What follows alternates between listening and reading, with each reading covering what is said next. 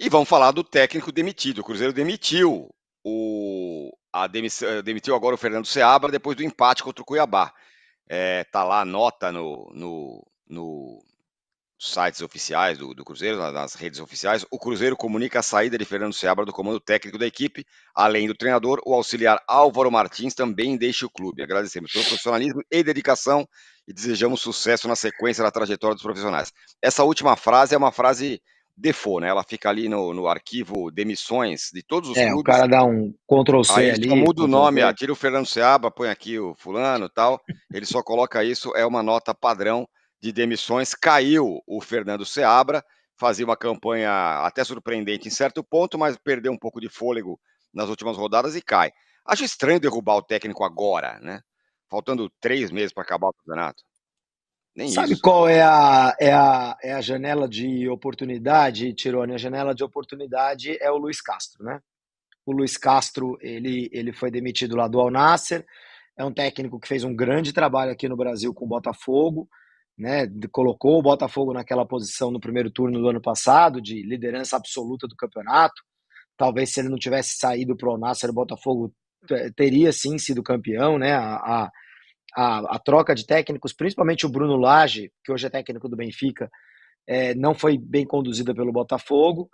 E o Luiz Castro é um cara que está na pista aí, né? Entrou na pista há exatamente uma semana. Eu acho que o Cruzeiro, o Seabra sempre foi um interino. Essa que é a verdade. E quando ele assume o Cruzeiro, ele faz um trabalho tão bom que a diretoria, os novos donos, né, do Cruzeiro falam: vai deixando aí, vai deixando aí, vai deixando aí até a hora que acontecesse isso. Uma vitória nos últimos 8 jogos no Campeonato Brasileiro. Nesses 8 jogos, 5 deles fazendo 0 gols. Então é um time que deixou de funcionar e deixou de funcionar justamente na hora que recebeu os reforços. É, o Seabra não conseguiu fazer o time que estava andando tão bem ali em junho, julho, né, dar o salto, né, o subir de patamar na hora que chegou tanta gente nova. Não rolou essa química e aí é lógico que sobrou para ele. Pois é, então o Cruzeiro aí que perdeu fôlego nas últimas rodadas, está lutando aí pelo G6. Vamos ver agora quem será o técnico que vai chegar, né? Também tem isso, né? Os times às vezes mudam agora, sabendo que o técnico não vai ficar já no ano que vem, para tentar planejar a temporada. Foi o que o Flamengo fez, por É, exemplo, ano passado com o com o Tite, Tite. né? O Tite chegou em outubro, Exato. porém, no caso do Flamengo, pelo menos por enquanto, ainda não deu tanto resultado assim. Já vamos falar já já sobre isso. Antes, sobre quem está disputando o título. Você falou no Fortaleza aí que também está na briga, mas o fato é que Palmeiras e Botafogo estão lutando cabeça a cabeça e na rodada os dois ganharam presentes, né? O Felipe Melo deu um presente para o gol do Botafogo e o Rian do Vasco deu um presente, deu um passe para o Flaco Lopes fazer o gol lá do Palmeiras contra o Vasco. Você viu o Fortaleza na briga também? Eu não vejo, não. Para mim é Botafogo e Não, Palmeiras, com o Botafogo com o Palmeiras com uma tabela muito vantajosa para ele. o que acontece sobre o Fortaleza é que matematicamente a gente não pode descartar o Fortaleza, né? O Fortaleza está lá, um ponto atrás do Palmeiras e 4 atrás do Botafogo. Eu também não tenho a impressão de que o Fortaleza possa ter fôlego para disputar o título, Tironi. Fôlego e futebol. Mas ele muito provavelmente vai ser eliminado da Copa Sul-Americana amanhã pelo Corinthians, né? Perdeu o jogo de ida em casa por 2-0, também vai ficar só com a frente do brasileiro, assim como o Palmeiras, né? Então, matematicamente, você não pode descartar. O resto, eu sinceramente já descarto, incluindo o Flamengo, e a disputa de título está entre Botafogo e Palmeiras. Acho que o jogo do Botafogo teve esse detalhe do Botafogo poupar o time, poupar vários titulares. A hora que os caras entram no segundo tempo, o time amassa o Fluminense, né? Mas o Botafogo ele arrisca com esse jogo, porque era um jogo difícil, é um clássico, ainda que fosse no Maracanã, é fora de casa, né? O Fluminense é o time que já atua no Maracanã, está mais acostumado, ainda que a torcida não tenha comparecido, né? Você via pedaços enormes vazios do Maracanã, é, é, mas era um jogo que o Botafogo, ainda mais jogando antes que o Palmeiras, né, Tirone? Você, se tropeçasse ali, você dá até uma razão a mais para o Palmeiras amassar o Vasco, né? E o Botafogo arriscou e conseguiu ser recompensado pelo presente dado pelo Felipe Melo. O Palmeiras tinha um jogo difícil, um jogo complicado contra o Vasco, mas foi beneficiado ali por ser um estádio neutro, né? 64 mil pessoas no Mané Garrincha, mas torcida dividida, é um estádio, era nenhuma vantagem havia para o Vasco, absolutamente nenhuma vantagem, o Palmeiras soube se aproveitar disso. Era uma rodada em que eu achava que os dois poderiam tropeçar, e os dois acabaram ganhando. Muito bem. E aí, ó, vamos colocar na tela aí, tem os números da Universidade Federal de Minas Gerais com as porcentagens, as possibilidades matemáticas neste momento de título. Olho na tela aí, cadê? Temos, não? Espero que Enquanto a temos. gente põe na tela, tá vendo a Fala. tabela do Fortaleza aqui, né? Em casa contra o Cuiabá, fora contra o Grêmio, em casa contra o Atlético Mineiro, já na última partida antes da pausa da data FIFA, e aí vem a São Paulo jogar contra o Palmeiras, né? Aí fora com o Juventude, em casa com o Vasco, fora com o Fluminense, em casa com o Flamengo, fora com o Vitória.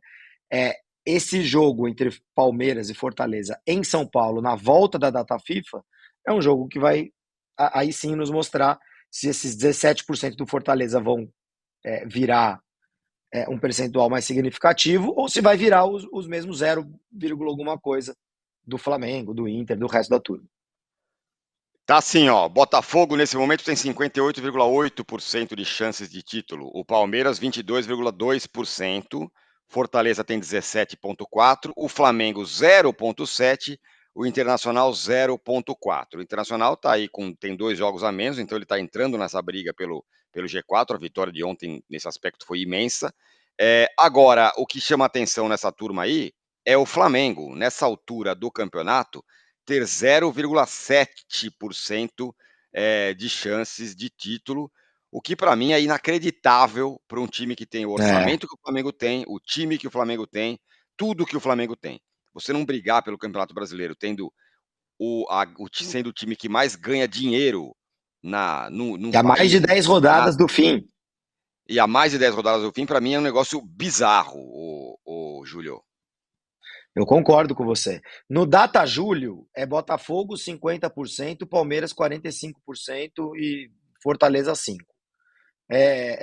Obviamente, a Federal de Minas ela leva em consideração todas as possibilidades de placar e quem joga em casa, quem joga fora, esse tipo de coisa. É uma coisa matemática, é um percentual que vai mudando a cada rodada. A gente não tem um confronto direto, o Palmeiras recebe o Fortaleza e recebe o Botafogo. Ele joga os dois jogos contra os adversários direto lá em cima, aqui em São Paulo. E isso pode fazer toda a diferença. Mas sobre o Flamengo, é a grande decepção do campeonato, sem dúvida. Começa o campeonato como favorito absoluto, absoluto, pelo Carioca que tinha feito, pelo Tite já há alguns meses no cargo, ter dado uma animada, né, na torcida pelo que foi o começo do ano e também o fim do ano passado, em que fica uma impressão que o Flamengo talvez tivesse sido campeão se o Tite tivesse começado um pouquinho antes, né? E é a grande decepção. Mas não tem nada que justifique. Não tem lesão, não tem Copa América, não tem nada que justifique o Campeonato Brasileiro mequetrefe que o Flamengo fez. E é o segundo ano, né, Tironi, que o Flamengo pode passar sem ganhar nada. Né? Ganhou o Campeonato Carioca, é verdade. Mas entre Campeonato Brasileiro, Libertadores e Copa do Brasil, o Flamengo não ganhou nenhum deles no ano passado e pode ser o segundo ano consecutivo. Tem a Copa do Brasil ainda, que vai disputar a semifinal com Tem o a Corinthians. Libertadores. Tem a Libertadores Uhum. ainda, tem o jogo contra o Peñarol no meio da semana. E, na verdade, o Flamengo poupou todo mundo por conta desse jogo do meio da semana, que é uma tarefa difícil, né? Vai ter que vencer o Peñarol no Uruguai, em Montevidéu. Não está jogando para isso, acho que essa é a questão central, né? O time do Flamengo titular não está jogando de modo que você fala, pô, vai chegar lá no Uruguai e vai amassar. Pode ser, mas não é o cenário colocado hoje. E aí, realmente é inacreditável, né? O time, com esse orçamento, Com terminar a o ano janela que aí fez, né? com a Com janela que quem já fez tinha depois. contratado, com a janela que fez, né? Com todo o dinheiro e tal. Não, é incrível mesmo. É algo para repensar e é ano eleitoral, né? Quer dizer, um ano em que os bastidores do Flamengo devem estar fervendo. O time reserva contra o Grêmio foi realmente o primeiro momento da temporada em que o Tite toma essa decisão. Né? Já tinha poupado aqui, poupado ali, tinha poupado tinha poupado na Libertadores. O Flamengo teve que decidir contra o Bolívar na altitude, tá tendo que decidir contra o Peñarol, porque lá atrás lá atrás, depois de vencer o Nova Iguaçu, na partida de ida da final do Campeonato Carioca, o Tite resolveu poupar o time que estrearia na Libertadores contra o Bolívar lá na montanha, e aí apanhou. Foi talvez o único momento ali em que teve time reserva inteiro em campo, fora ontem, foi na Libertadores lá contra o Bolívar. E o Flamengo paga o preço daquele jogo por poupar para a final do Carioca, que já estava ganha, até hoje. Né? Então, eu acho que a administração do elenco do Flamengo foi muito mal feita. Agora, no Brasileiro, o Flamengo joga a toalha, não é depois da derrota para o Grêmio ontem, é depois do empate contra o Vasco. De ter empatado Exatamente. contra o Vasco na semana passada.